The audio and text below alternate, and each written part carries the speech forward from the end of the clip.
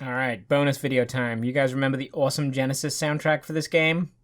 Let's just play it again for you so it's fresh in your memory.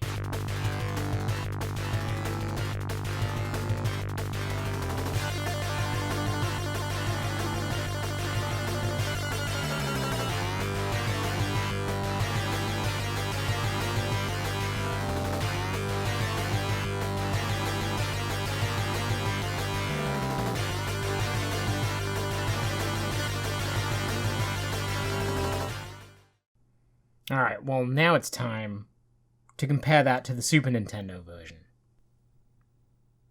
In my opinion, it's probably the biggest difference that these two versions of the game have, but yeah, check it out for yourself.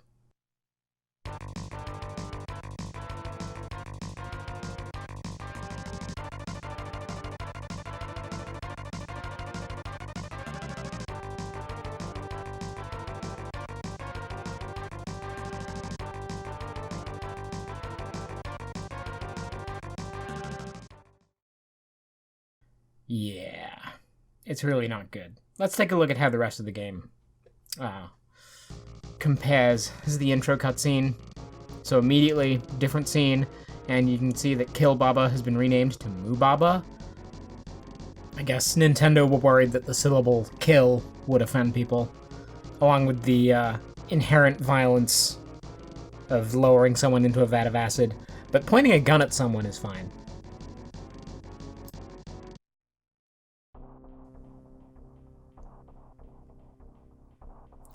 Mostly the same for the rest of this this cutscene.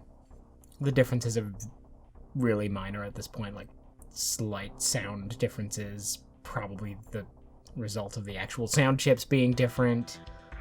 Graphics are a little tiny bit different in the way that, you know, they're colored or whatever, and stretched a little bit.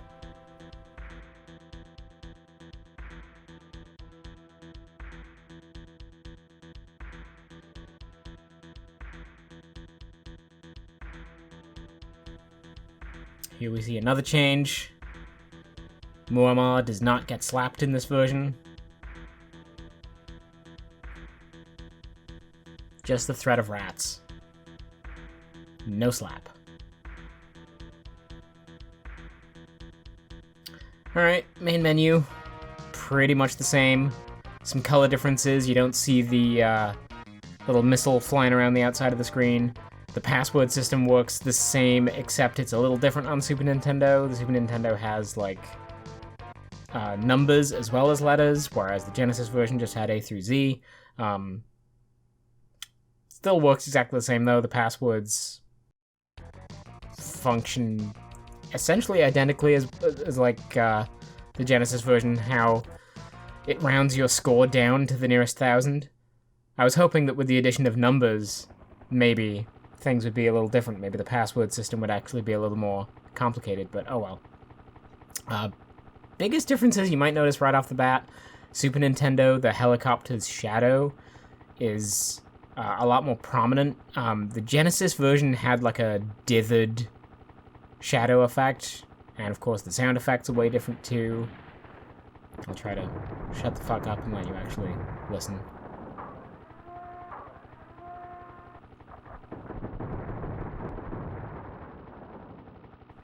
Here I'm trying to show off how far off the screen you can shoot in the Super Nintendo version. There are definitely situations where you can shoot just off the side of the screen in the Genesis version as well, but it's way more prominent in the Super Nintendo version, especially if you're using the Copilot tracker. He has an insane range. Here I'm just showing how, if you remember on the Genesis in the first campaign, I destroyed these two little sets of tents, and then you can shoot these little holes afterwards, and it still acts like something is there that's getting hit. Not so in the Super Nintendo version, so I guess they fixed that bug here. Pause screen's a little different. There's also a much longer delay when you pause and unpause in the Super Nintendo version. Like, it's actually really frustrating.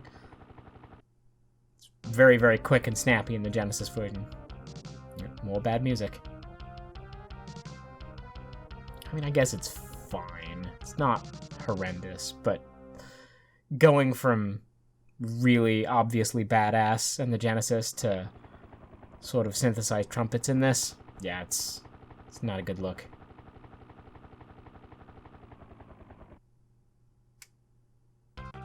Here's the end screen. Again, very similar. Just different colored text. But as far as I can tell, the scoring is exactly the same.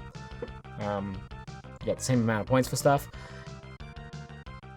Alright, and here's the Amiga version, which a lot of people refer to as the best version of this game.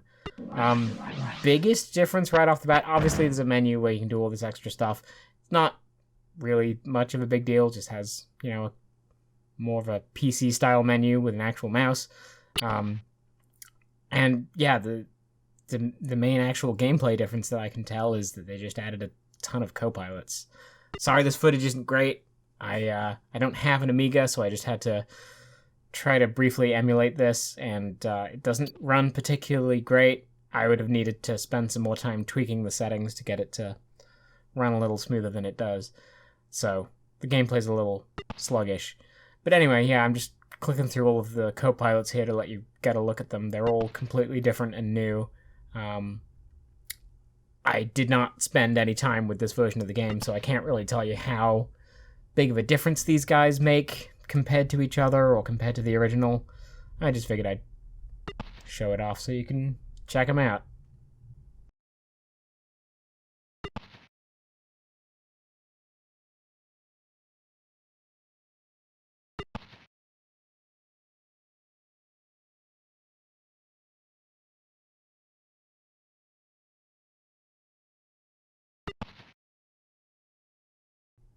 Alright, moving on to some actual gameplay of the Amiga version.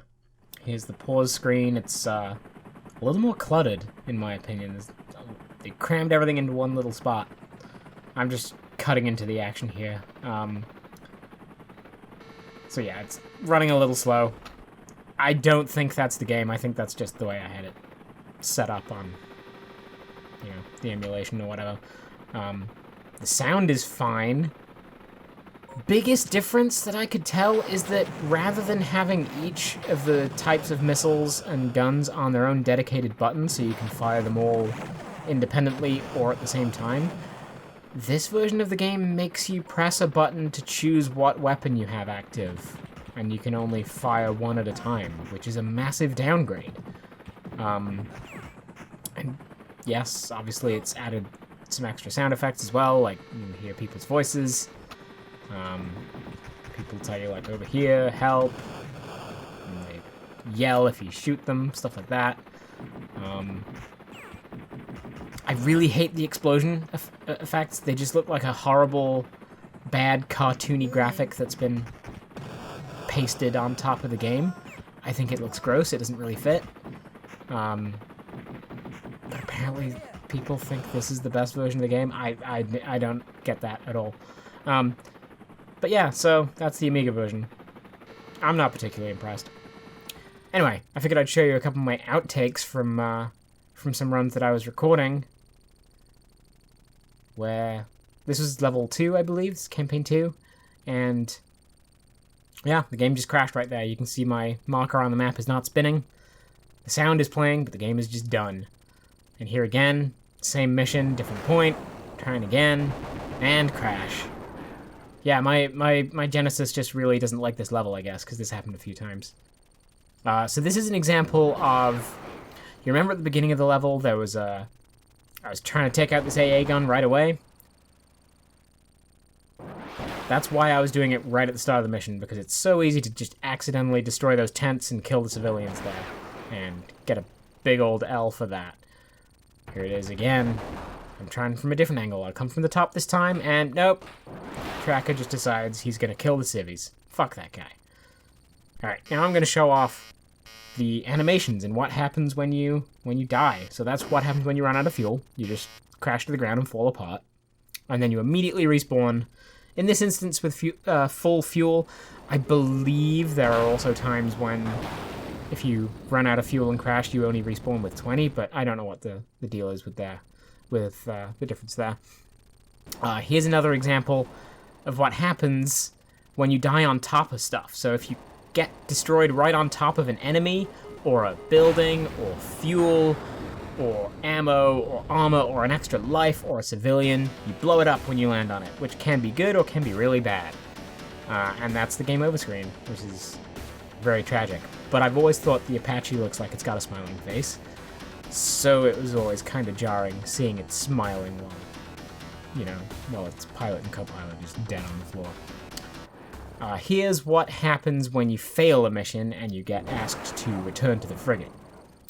So if you fuck something up really badly, the return to the frigate text appears. You can't do anything else anymore. I mean, you can still fly around the level if you want, but you're not going to achieve much. So they call you back and then they yell at you. So obviously, the 90s American oil agenda in full force in that example. So this is Choplifter, the game that was quite an inspiration for Desert Strike, and you'll see why. So this is being played on my Master System. I am really bad at this game. It's actually really fucking difficult. I mean, maybe it's not, and I just suck, but... Or maybe it's both. Maybe it's hard and I suck. You ever think of that? So anyway, I'm already on my last life at this point because I've failed at this level. The very first level, by the way, multiple times already. So yeah, the idea is you just fly left and right. You go liberate some people. Every time you stop picking people up, this fucking tank comes along and starts shooting them, which sucks. You can also drop bombs as well as shooting at the front of your gun, so you can sort of turn sideways like this and drop bombs in a more vertical fashion, or you can fly sideways and just shoot your gun. That's basically all there is to it. I haven't gotten very far because I'm really bad at this game, as you'll soon see. But yeah, you take them back to home base, you land, get a bunch of points for dropping them off, and then you go back to it. And there's more of them out there on the rest of the level. We won't see that, though, because I suck.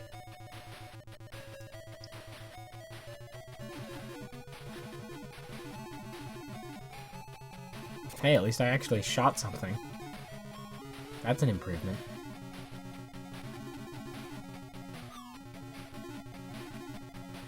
I don't know what these little drone things are. They're like little orange snowmen with propeller hats or something. Well, anyway, that's it for the bonus video. Thank you very much for watching. This took too much of my time to do, so I probably won't be making a habit of this. But hey, it was kind of fun. I enjoyed showing off one of my favorite games of all time. And, no, I hope you enjoyed watching it. Thanks again. Have a good one.